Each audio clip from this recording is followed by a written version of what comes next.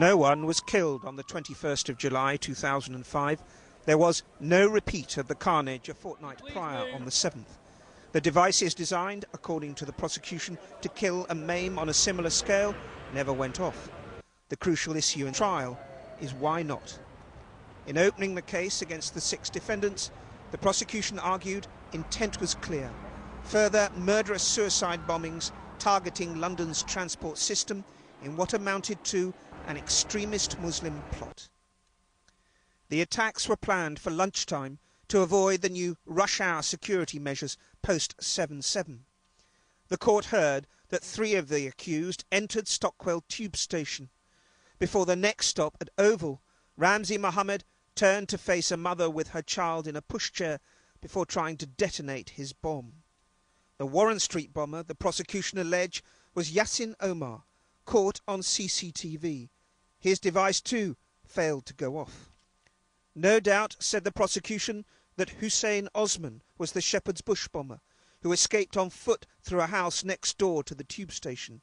And no doubt too that Mukhtar Ibrahim is the bus bomber. CCTV footage shows him on and off the number 26 bus. No doubt too of a 5th bomber the court heard, who dumped his device near Wormwood Scrubs prison. The prosecution said that Manfo Asiedu lost his nerve at the last moment and was later to lie on an epic scale when questioned by police.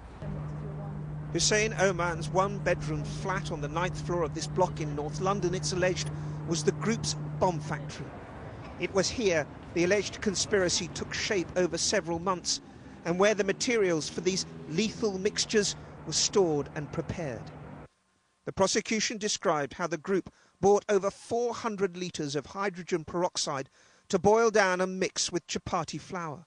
The flour was the fuel to get the mixture to burn, while the concentrated chemical would provide the oxygen which, when detonated, would explode.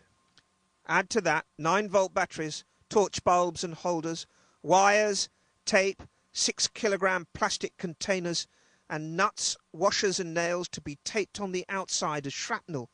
It was clear, the prosecution said, their intent was to kill. The jury was shown excerpts from 3 filmed experiments at the Ford Halstead Explosives Laboratory in Kent.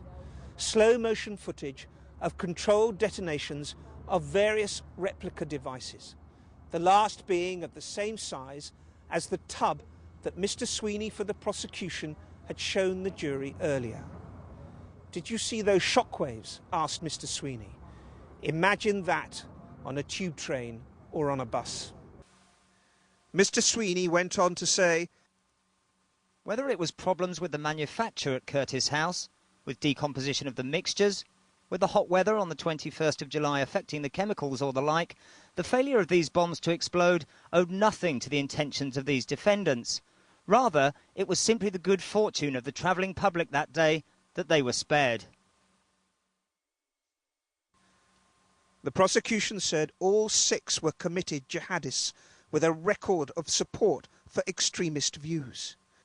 Mukhtar Ibrahim, the jury were told, had had weapons training in Sudan and Pakistan. Yassin Omar had openly supported suicide bombing. Both were followers of the radical preacher Abu Hamza.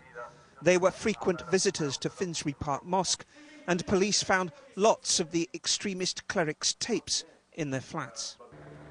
What also emerged in court was how 14 months before 21/7, 5 of the accused had been under police surveillance in Cumbria. They were part of a larger group who'd gone camping in the Lake District. 24-year-old Adel Yahya was on that camping trip. He's not one of the alleged suicide bombers, but is facing the same charges. The court's been told he left the country several weeks before 21/7, but is accused of playing a major role in the conspiracy.